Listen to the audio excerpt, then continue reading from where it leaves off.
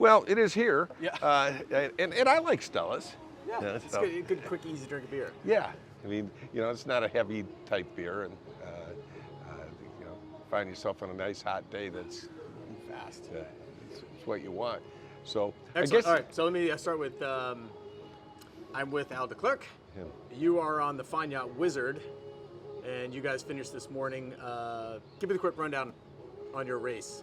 So we right at the starting line that the front that we'd all been watching for it seems like a week and a half before the event was pushing into Newport, and the race committee decided to have a postponement for start 17. So nothing really big. We dropped the sails. We had a little bit of rain and some wind. But the way this front worked is if you're a faster boat and you could get out in front of this front, you'd probably be sailing in 20 to 35 miles an hour wind out of the south west for the whole race. And if the front overtook you, you're going to sail in lighter breeze, initially quite light, and then as the front pushed further out in front of you, that you're going to be sailing in breeze out of the northwest. And that's pretty much what happened. We were never able to catch up to the front. We thought a couple of times we could. So the guys that started in front of the front sailed in way worse weather conditions in terms of wind velocity and sea state. For us, because the breeze was out of the southeast ahead of the front, and it was pretty powerful and had been going on for a while, that all of our waves coming in were as if the wind was out of that direction for us. And consequently, we've got a spinnaker up, our A2, and we're just pounding. I mean, you're lying down below when you're off watch and you're in your bunk. It's like getting in 5,000 car accidents, kind of thing.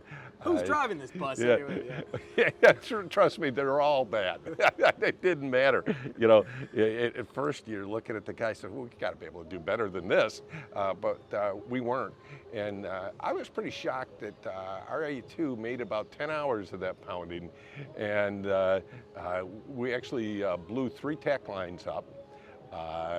And I guess we're pretty lucky that the tack lines blew rather than the sail, because we didn't take many downwind sails. This was predicted to be a close reaching and heavier race. So we took the A3, the A2, and the A15. And as soon as you start losing the sail, that you're going to be sailing at less than full speed. And then what happened? Well, we basically sailed downwind, and eventually we tore the main, and it was kind of interesting that it split between the numbers and the top quarter point, and it didn't tear right across the sail. It actually delaminated and sheeted off. So when you look at some sections of repair, that the layers of the material were in half back about 4 or 5 feet. And then in other sections it tore clean across the thing. So I think it was probably a manufacturing defect that was there from when the sail was new 5 years ago, and this was the day that we ended up paying the price for it. So we got the main down. It was middle of the night. I don't remember. It might have been 2 o'clock in the morning. Of course. And because it never happens in daylight. And then we got the storm trysail up, and we said, okay, storm trysail up, at least we got something, but it's pretty little. And we get the main down on the deck, we start looking at it, and we figure, okay, we're never gonna fix this. And if we are able to get it temporarily fixed, it's gonna blow right back up. So that was just gonna be a waste of time. So we took the J2, and we lashed the J2 to the Harkin cars for the main, and we raised that up.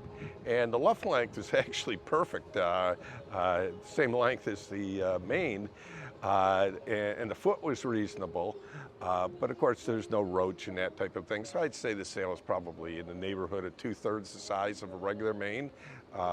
when we did hoist it, we went 2 knots quicker. So I kind of kicked myself for sailing with that storm trysail for a couple hours. We should have jumped right into that J2. Yeah. So Hindsight. Well, how many times have you done this race? not that many. I mean, for me, because I've done a lot of races. Yeah. I think this is my 8th one. Yeah. Well, that's a lot. I mean, yeah, but that spans over 40 years. So it's just in the Great Lakes. If you're in the sailmaking business, this is absolutely the busiest time of the year. So although I like the race, it hardly ever fits into my schedule to do it. Right.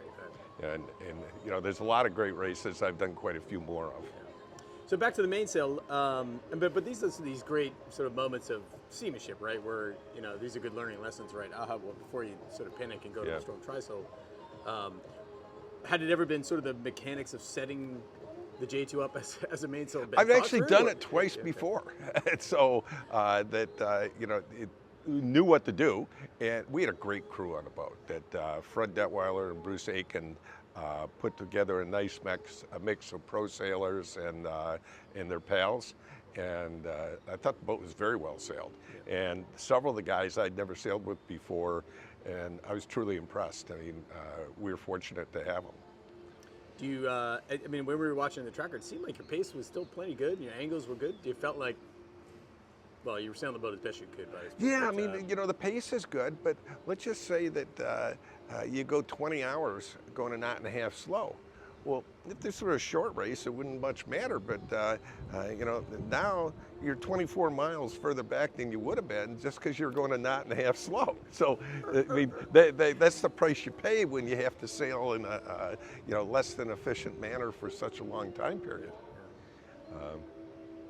All right, so aside from the main, what's the one lasting memory of this race that's seared in your head that make you want to come back and do it again 2 years from now? Well, it's a great sailboat race. We studied this race starting out with looking at the stream a month out, probably too early, but we can't help ourselves. And tactically, you've got to get the entry point right to the stream, which this year, compared to the past, seemed quite easy. Other years, it's more difficult. And the data is easier today. When the first Bermuda race I sailed, we knew we got in the stream because we flooded the head with seawater and had a thermometer in it. So I mean, times have changed. Times have changed a lot. So we're more likely to get it right these days. And I really like sailing with the group of people. That many of them, say Bruce and Fred, I've sailed 75,000 miles with over a long period, and we ski together, we sail together, the families grew up together. So that's the fun thing. Not to say you can't have fun when you're sailing with relatively strangers, but when you get to sail with your friends, that's the best kind of sailing. Excellent. Well, you're freshened up, you're cleaned, you're showered, you got your beer. It looks like you've settled into the Bermuda routine here for a while. Are you going to stick around? Yeah, we're going to stick around until Thursday morning. Unfortunately, we'll fly out then. When you caught me this morning, I was pretty much in a daze. You and everybody else. Yeah, wasn't great sleeping conditions, and we were busy. And but all these great races, and it's a shame that the Jamaica race, I think, is the best long distance race anywhere. I love that race. And it didn't get run for a couple of years type thing. Another great race that's gone by the wayside is the St. Pete to Fort Lauderdale race, which I thought was right on the top of great races. So I'm glad that they run this race. And I heard they had a record attendance this year. Is that right? Or it was upwards of 187, and between a couple of retirees. Yeah, it was so not a record, but I mean certainly for this kind of race, I think those numbers are pretty good. So I think it's really important for all of us involved in sailing to keep promoting these great races, because it looks to me as they disappear, they don't come back. So it's pretty important not to let your race slip if you're a race organizer. All right, cool. Well, I'll let you get back to your routine. Great. All right. Take care. Thank you, Al. Appreciate it. All right. Well.